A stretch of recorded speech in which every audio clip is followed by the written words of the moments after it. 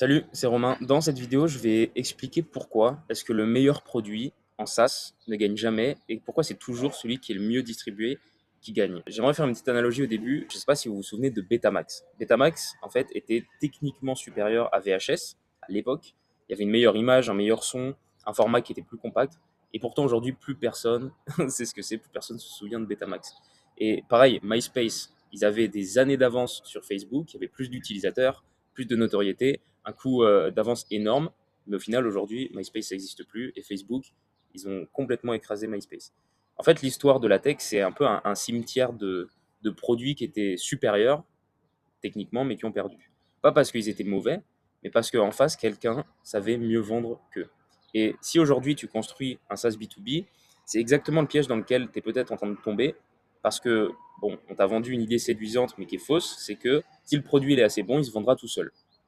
Dans cette vidéo, je vais te montrer pourquoi c'est faux et pourquoi le produit seul, il suffit jamais, alors que dans certaines exceptions.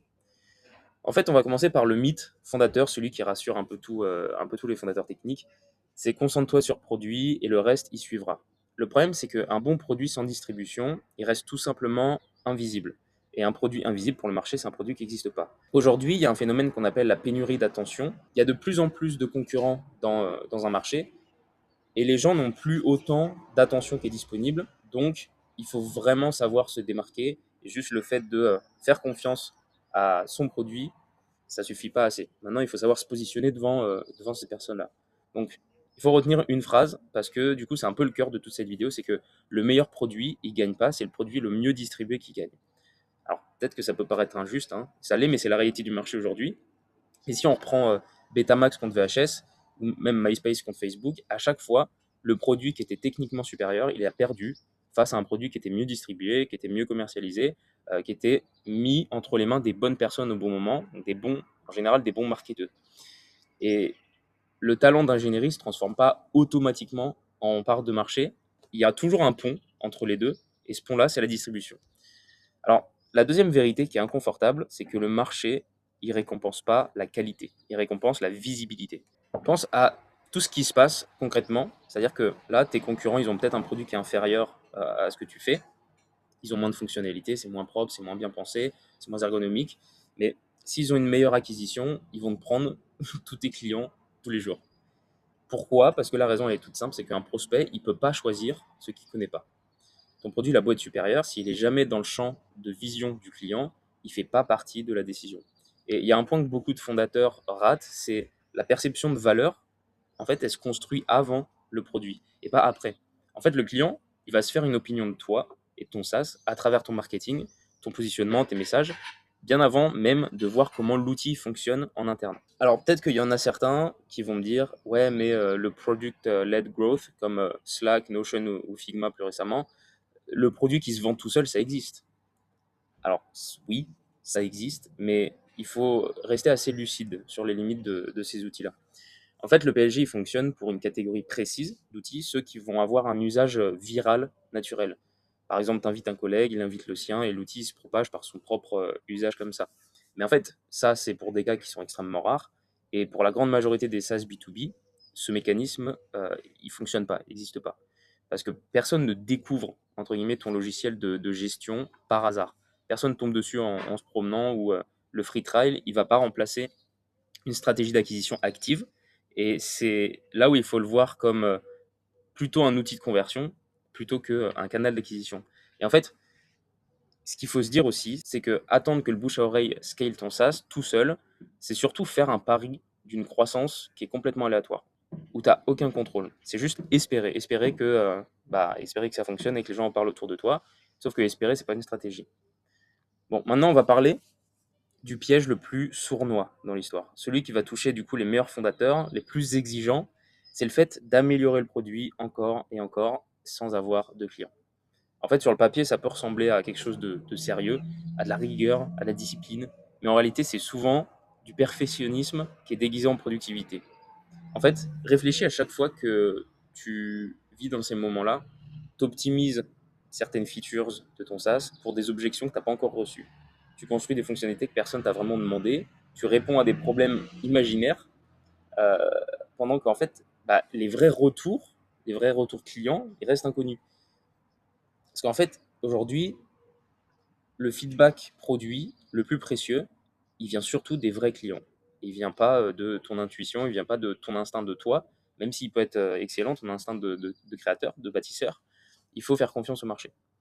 Et en fait, chaque semaine où tu n'as pas du coup d'acquisition active, c'est surtout, c'est pas tant une question d'argent qui rentre pas, mais c'est surtout une semaine, par exemple, sans données, sans data réelle, sans feedback réel sur ce que tu fais. C'est en fait une semaine où tu construis un peu à l'aveugle, parce que le produit, aujourd'hui, il s'améliore pas en chambre, il s'améliore au contact du marché. Bon, maintenant, on va en venir aux chiffres qui obsèdent un peu tout le monde. Le revenu récurrent mensuel, le MRR. L'idée reçue, c'est que mon MRR, il va monter quand mon produit sera meilleur. Ça, c'est faux. Ça, c'est faux. Ton MRR, il monte pas parce que ton produit s'améliore, il monte parce que ton pipeline se remplit. Si on prend un cas concret, tu vas avoir un churn qui est élevé. Tu as des clients qui partent et ton réflexe, toi, c'est d'ajouter des features pour les retenir. Mais le plus souvent, un churn qui est élevé, ça ne se règle pas avec plus de fonctionnalités, ça se règle dans un premier temps avec un meilleur onboarding.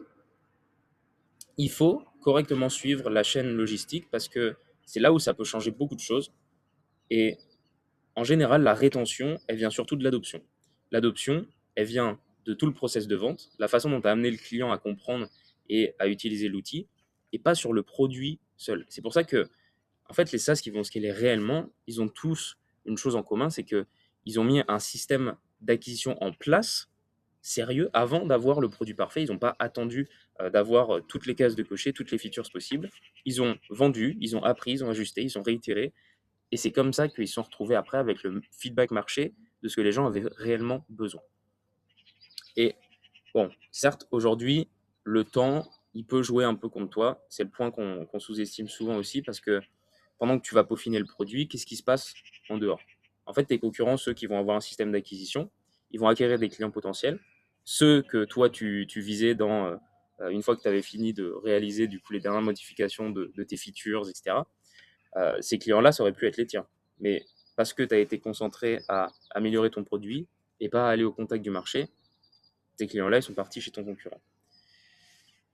Et aujourd'hui, ce que j'ai remarqué dans les SaaS, il y a une dynamique qui est assez impitoyable, c'est que le premier à créer l'habitude chez le client devient le plus difficile à déloger. Parce qu'une fois qu'une entreprise elle a intégré un outil dans son quotidien, elle a formé ses équipes, branché ses process dessus, en fait, le fait de déplacer ça, ça va lui coûter une fortune. Et ton produit, toi, il a peut-être ton produit, il a beau être 2 fois meilleur, l'inertie, elle va jouer contre toi. Donc, la conclusion, elle est simple, c'est que la part de marché, elle se prend assez tôt. Elle se prend le plus tôt possible même. Pas quand le produit, il est prêt à 100% et que, voilà. Parce que quand le produit, il est prêt, selon tes critères perfectionnistes, on va dire, bah, la fenêtre, elle se referme souvent déjà et ton client potentiel est sûrement parti avec quelqu'un d'autre.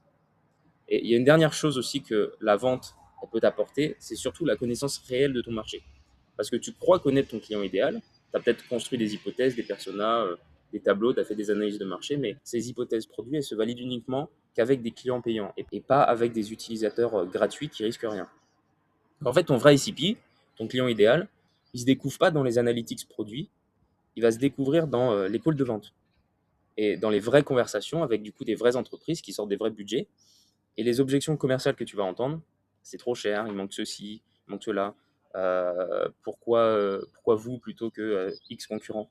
En fait, ça, c'est les meilleurs briefs produits qui existent. Et vous n'arriverez pas à toutes ces conclusions-là en faisant des brainstorming en interne. Il faut avoir du retour du marché. Ça, c'est dans le cas où tu veux lever des fonds un jour. La commercialisation, elle va créer de la traction pour ton SaaS. Et la traction, elle attire les investisseurs.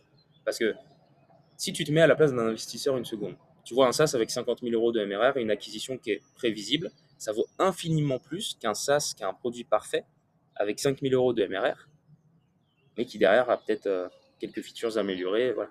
Parce qu'il y a de la prévisibilité et surtout qu'il y a un système d'acquisition qui est stable.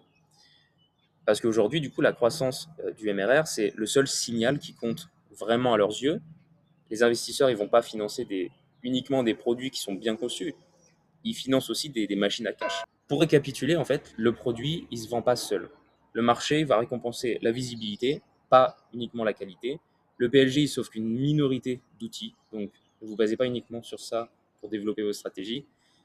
Le fait d'optimiser 100 clients, c'est souvent se cacher derrière la réalité du terrain. Et surtout, le plus important, en fait, le MRR suit le pipeline. En fait, la leçon, elle est simple, en tout cas de mon point de vue, c'est que ça ne sert pas à grand-chose de construire dans son coin en espérant que le monde finisse par te trouver, en fait. Il faut commercialiser tôt, il faut prendre du feedback le plus tôt possible, même si c'est au début, et après, améliorer en fonction des retours clients.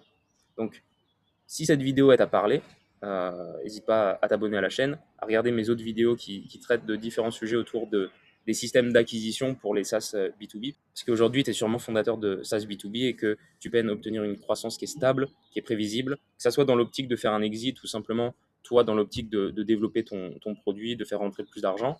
C'est souvent, la plupart du temps, c'est un problème d'acquisition, un problème de système d'acquisition. Alors, ce que j'ai fait, c'est que dans la description, le premier lien, c'est une vidéo explicative de mon système. Comment est-ce que je permets au SaaS B2B d'ajouter entre 30 et 60 démos par mois avec des décisionnaires de façon stable, de façon saine et de façon quasi automatique avec une infrastructure d'acquisition méta. Donc, j'ai laissé le lien, tu peux cliquer dessus pour aller regarder la vidéo. Et si ça t'a plu, n'hésite pas à laisser un commentaire, à liker. Et moi, je te dis à la prochaine.